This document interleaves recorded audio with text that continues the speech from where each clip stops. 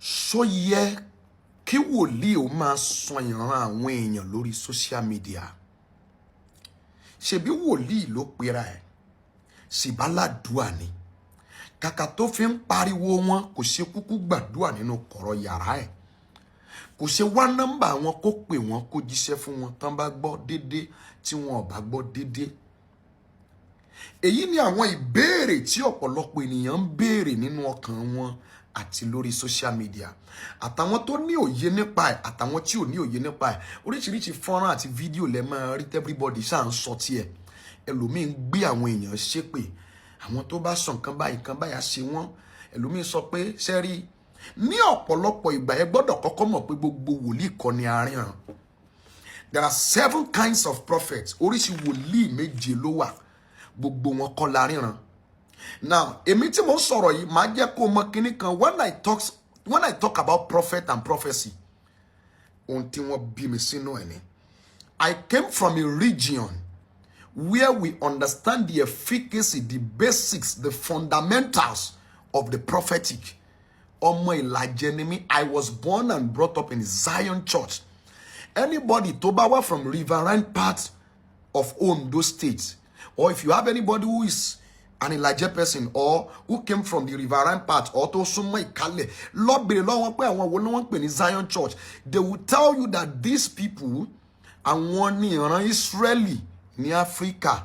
Ọlọ́run dídì ìran wọn ni ó gbé iṣẹ́ wòlíì lé wọn lọ́wọ́ kìí ṣe tàbí. So when I talk about the prophetic office, ó yé mi. Now, oríṣi wòlíì méje ló wà. Nílàjẹ, ohun tí wọ́n fi ń dá wòlíì mọ̀ is the gift of prophecy. That's why when I see a lot of men of God who just come and bastardize the prophetic office, tán kàn máa bẹnu àtẹ́lu iṣẹ́ wòlíì, máa wẹ́ lomi bẹ́ni pé kò ní òye ẹni. Because ní Ìlàjẹ kan tó qualify yẹ gẹ́gẹ́ bí original seer, wọ́n máa ń ṣe kíní kan wọ́n pè ní ìbò, voting ni wọ́n pè. Wọ́n kọ nǹkan sínú pépà àbí kan kó nǹkan sínú àwo. Wọ́n lè kọ nǹkan sínú pépà kan dé sínú àwo. Tán bá ti dé sínú àwo, wọ́n á kó gbogbo ẹ̀yin tẹ́ wá fún prophetic training. Wọ́n á tò yín pọ̀ báyìí, wọ́n á ní kẹ́ wá máa sọ nǹkan tẹ́ rí nínú ẹ̀. How many of you that call yourself prophets that can do these things? Mélòó nù yín lèèyàn lè kúnlẹ̀ báyìí kéèyàn kúnlẹ̀ wájú ẹ kó má ṣàlàyé nǹkan kan fún ẹ kó kàn ní dádì ẹ gbàdúrà fún mi. Mélòó nù yín ló lè rí ìran nípa nǹkan tó ń ṣe ẹnìyàn àti solution ẹ? A lot of you just come on social media ẹ kàn sọ̀rọ̀. Now, straight to the point of these questions táwọn èèyàn máa ń béèrè. Now, number 1, o gbọ́dọ̀ kọ́kọ́ mọ̀ pé oríṣi wòlíì méje ló wà. We have the seer prophet, àwọn wòlíì àríran. Má dẹ̀ máa fi ẹsẹ̀ Bíbélì tì. Somebody like Samuel is a seer prophet. We have the praying prophet. Aládùá ni wọ́n kì í ríran. But tán bá gbàdúrà fún wọn tó ń ṣe lọ́n máa fi máa sọ̀rọ̀ fún ẹ. Tán bá pray tán tó bá bèrè pé dáàdì kí l'Olúwa wí, wọ́n ní àlàáfíà ni. Somebody like Daniel is a praying prophet. Now we have the authoritative prophet, wòlíì aláṣẹ. Tán bá ní kí nǹkan báyìí ó ṣẹlẹ̀ yóò ṣẹlẹ̀. Wọ́n lè má lè sọ̀rọ̀ fún ẹ o, ṣùgbọ́n tán bá sọ pé ní ìwòye ọ̀la nǹkan báyà ṣẹlẹ̀, bó ṣe máa rí nìyẹn. Elijah is an authoritative prophet. Lọ ka Bíbélì kò síbi tí Elijah ti sọ ìran fún anybody, but ó lè pàṣẹ pé nǹkan ṣẹlẹ̀. Bí aláboyún bá lóyún sínú wá ní kó lọ bímọ, bó dẹ̀ ṣe ń lọ ìyá lọ bímọ ni. Now we have another one, we call them administrative prophets. Moses is an administrative prophet. Ó yan àwọn ẹ̀yà Israeli sí ìsọ̀rí. Administrative prophets torí yẹn wọ́n advice yẹn wọ́n gbẹ̀ nímọ̀ràn pé ó ṣe ṣe nǹkan báyìí, ó ṣe ṣe kíní báyìí. There's a man I respect very much. That man I have searched about him.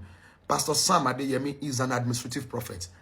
Ṣé rí bàbá yẹn tó bá advice yẹn tó bá gbẹ̀ nímọ̀ràn business tó fẹ́ ṣe yìí, ó ṣe ṣe báyìí, ó ṣe ṣe báyìí, ó ṣe ṣe báyìí. Bó bá ṣe business yẹn bẹ́ẹ̀ á dàbẹ́ ni pé ó rí ìran ọjọ́ ọ̀la ẹni. Ìdẹ́ ṣe ìran ẹ̀bùn tọ́lọ́run fún wọn nìyẹn. Now we have another one, we call them consultational prophet or consultant prophet. What that be consultant in your hospital ni? Àwọn wọ̀nyẹn wọ́n pọ̀ ní white garment church. Àwọn wọ̀nyẹn máa ń bastardize, wọ́n máa ń bẹnu àtẹ́lù wọn, wọ́n máa ń demonize wọn pé wọn kì í ṣe wòlíì, bẹ́ẹ̀ kẹ̀rẹ́ wòlíì ni wọ́n. Ìmí lè já ewé báyìí kó gbó sómi fún ẹ kó ní kó mú ibi tí àìsàn yẹn parí sí nìyẹn. There's a place in Revelation chapter 4 tó sọ pé ó ní mo rí igi kan tí ń bẹ ní ẹ̀bá odò kan, tí ó ní ewé igi yẹn ó ń ṣe ìwòsàn fún orílẹ̀-èdè. What it means is that there are prophets that have been bestowed with this ability. Bí èèyàn bá ní àìsàn bí nǹkan kan ṣe èèyàn, wọ́n lè sọ pé kó mú iyẹ̀pẹ̀ ilẹ̀ kó dà sómi kó lọ fi wẹ̀. Ibi tí ogun yẹn ṣẹ́ sí nìyẹn. Bàbá Ọ̀ṣọ́fà nígbà tí wọn a gbọ́ dáadáa wípé tí àwọn wèrè tán kó wá sọ́dọ̀ bàbá Ọ̀ṣọ́fà lè rìn nílẹ̀ kó bu iyẹ̀pẹ̀ sómi kó gbé fún mu, ibi tí àìsàn yẹn parí sí nìyẹn. Bàbá Ọ̀ṣọ́fà lè já ewé kó gbó kó fi gborí ẹ̀, ibi tí àìsàn yẹn parí sí nìyẹn. These men are consultant prophets. Ẹ má bẹnu àtẹ́lu ìpè wọn. Ọlọ́run pè everybody sọ́tọ̀ọ̀tọ̀. Tẹ́ ẹ bá dé hospital, gynecologist yàtọ̀ sí consultant, dentist yàtọ̀ sí àwọn tó ń treat heart. Ọlọ́run pè everybody síbi tí everybody ti máa ṣiṣẹ́ tiẹ̀. Now, another kind of prophet, we call them occasional prophets. They are not prophets all the time. Gbogbo ìgbà kọ́ ni wọ́n ń ṣiṣẹ́ wòlíì. Ṣùgbọ́n ẹ̀kan lọ́dún, àbẹ́ méjì, àbẹ́ márùn lọ́dún tó ń bá ti lálàá sí ẹ, bọ́n bá ṣe rí bó ṣe máa rí nìyẹn. They are occasional prophets. Ẹ̀kọ̀ọ̀kan lẹ́mí yẹn máa ń wá sí wọn lára. Ó lè jẹ́ wèrè tó wà títì. Wọ́n á ní tó bá ti lè sọ nǹkan fún ẹ, má dẹ́jà ẹ̀. Now, the number 7th one we have, we call them professional prophets. Professional prophets yìí, ìmí inú wọn wọ́n kó gbogbo ẹ̀bùn méje àwọn wòlíì papọ̀. Nínú àwọn nìkan wọ́n lè gbàdúrà, wọ́n lè ṣe ètò fún èèyàn, wọ́n lè ríran sí èèyàn, wọ́n lè gbàyàn ní ìmọ̀ràn, wọ́n lè ṣe oríṣiríṣi. Ìmí mẹ́rin nínú ẹ̀bùn wòlíì, oríṣi wòlíì lóhun nìkan ni. Ìmí ní márùn.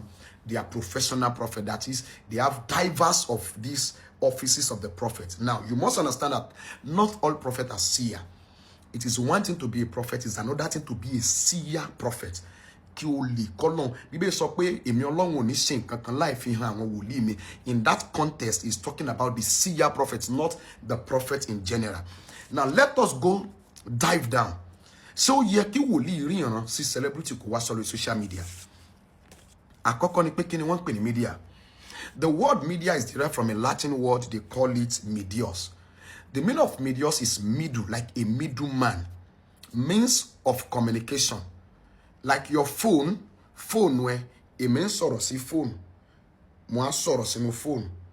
Phone tí mo sọ̀rọ̀ sí yẹn, ẹni tí mo bá sọ̀rọ̀ òun á máa gbọ́ náà látorí phone wẹ̀. You see, every phone yẹn is a media on its own. Èmi lọ sórí television, mo ń sọ̀rọ̀ lójú television. Television yẹn ó ń project yẹ fún àwọn èèyàn tó ń wò mí nílé. Television yẹn is a means of communication, sending and receiving of messages. Now, you must understand that there are many types of media, but gbogbo media wọ̀nyẹn àkójọpọ̀, I categorize ẹ̀ sí ọ̀nà mẹ́ta. When I talk, I don't just talk like somebody who wants to talk. I am a learned prophet. Ìwádìí ìmọ̀ ìjìnlẹ̀ ló tún gbé mi dórílẹ̀-èdè ibi tá a wà tá a ti tún sọ̀rọ̀ yìí. Ìmọ̀ la wá. Ẹni tó bá wá ìmọ̀, á rí ìmọ̀. Ibi téèyàn bá wá Ọlọ́run dé ló máa rí Ọlọ́run mọ́. Now listen, ibi tó bá dẹ̀ wá ayé mọ́, ibẹ̀ ni wàá mọ Ọlọ́run, wàá máa yé mọ́. Tó bá wá Ọlọ́run nínú fìlà yìí, o ò lè rí Ọlọ́run mí yàtọ̀ sọ́lọ́run fìlà yìí. Now, ìdí nìyẹn.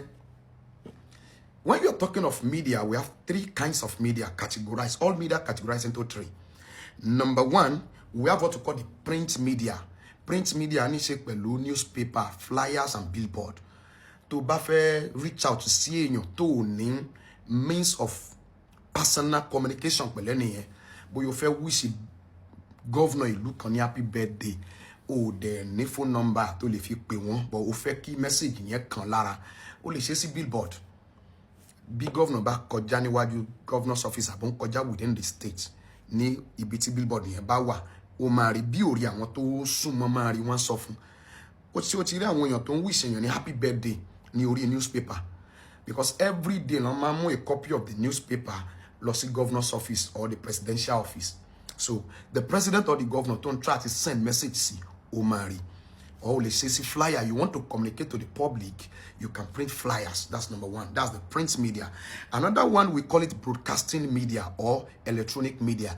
Ìyẹn ní ṣe pẹ̀lú radio tàbí television.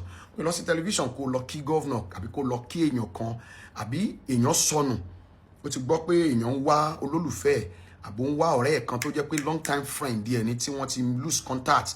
Ó lọ sí rédíò pé ẹnikẹ́ni tó bá mọ̀yàn tó ń jẹ́ orúkọ báyìí ní school wọn nígbà báyìí ní so year. Anybody tó bá mọ̀ kan bá wọn reach out to sí òun ní number yìí is a means of what? Communicating, sending out messages.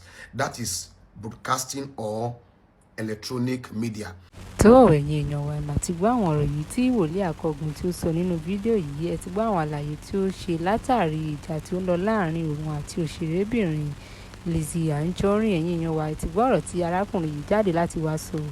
Another one, we call it digital media or social media or internet media. Ìyẹn ló tó fi ń gbọ́ mi. That is the Facebook, bóyá Facebook ni o, TikTok ni o, WhatsApp ni o, anyone you can think of.